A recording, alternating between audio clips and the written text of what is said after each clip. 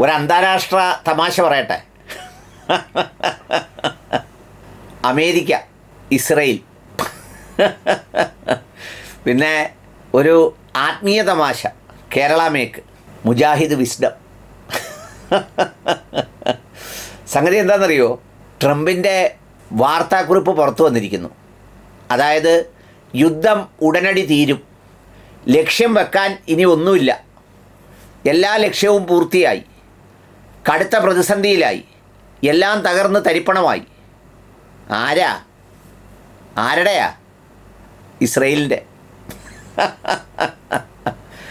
ഇസ്രയേലിൻ്റെ 12,000 ചില്ലുവാനം കെട്ടിടങ്ങളാണത്രേ തകർന്ന് തരിപ്പണമായത്. ഇറാൻ്റെ 33ാമത്തെ ആക്രമണം ഹൈഫ തുറമുഖത്തിനെയാണ് പതിച്ചതെന്ന്. അതോടുകൂടി ഭക്ഷ്യക്ഷാമം ഉൾപ്പെടെയുള്ളവ പ്രതിസന്ധി നേരിടുന്ന ഒരവസ്ഥയിലേക്ക് എത്തിയെന്ന്.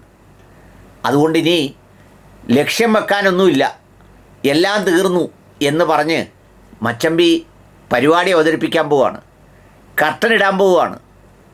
സംഗതി ഹോർമുസ് കടലിടുക്ക് ഒന്ന് അടച്ചു തുടങ്ങിയതേ ഉള്ളൂ. ആ അടച്ചു തുടങ്ങിയപ്പോൾ തന്നെ ലോകം മുഴുവൻ പ്രതിസന്ധിയായി.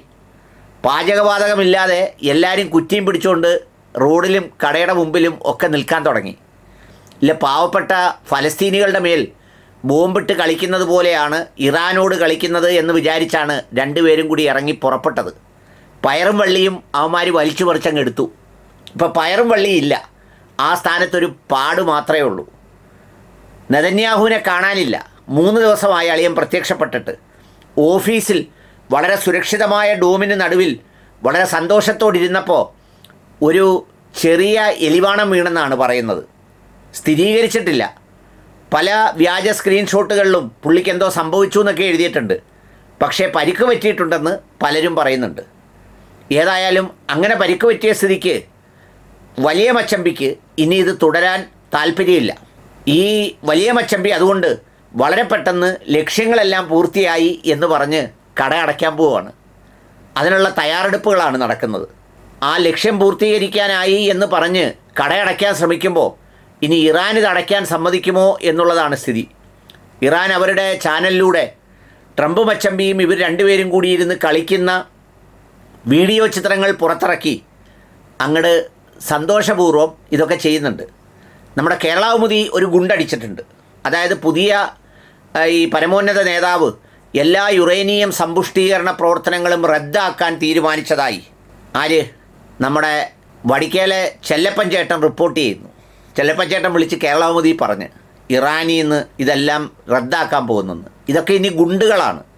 ഈ ഗുണ്ടുകൾ എന്തിനാന്ന് വെച്ചാൽ മച്ചമ്പി ഇത് വെറുതെ നിർത്തുമല്ല, ഇറാൻ പേടിച്ച് വിറച്ച് കാലുവഴിയേ മുള്ളി അതുകൊണ്ട് നിർത്താൻ പോവുകയാണെന്നാണ് പറയുന്നത്.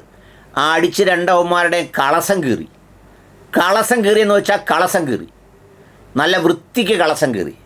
പിന്നെ ഇതിനകത്ത് വിസ്ഡംകാരെ ഓർക്കുമ്പോൾ ചിരി വരുന്നത് എന്താണെന്നറിയാമോ?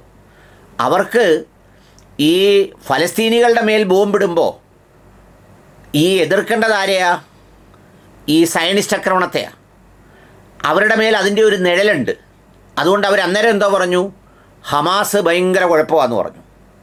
ഇപ്പോഴോ ഇറാൻ്റെ നേരെ സംഗതി വീണപ്പോൾ ഷിഈ മുഴുവൻ കുഴപ്പമാണെന്ന് പറഞ്ഞു. അതെല്ലാം വലിയ പ്രശ്നങ്ങളാ, സഹാബാക്കളെ അപമാനിച്ചിട്ടുണ്ട്, വലിയ കുഴപ്പമൊക്കെ കാണിച്ചിട്ടുണ്ടെന്ന്. പക്ഷേ ഇതുവരെ അള്ളാഹ് ഈ അടുത്ത കാലത്ത് എങ്ങും നിൽക്കാത്ത പോലെ ഇറാൻ്റെ കൂടെ നിൽക്കുക, ഇറാൻ്റെ കൂടെ. ഏതായാലും കാലത്തിൻ്റെ ഉത്തരം പോലെ കാലനായി ഇറങ്ങിയവരെ കണക്ക് തീർത്തൊരു കാലം എന്ന് നാളെ അടയാളപ്പെടുത്തും ഈ കാലത്തെ. അത്ര കരുത്തോടെയാണ് അവരിറങ്ങി നിന്ന് അടിച്ചത്, അടിച്ച് തകർത്തത്. അതാണിന്ന് ലോകം കണ്ടുകൊണ്ടിരിക്കുന്നത്.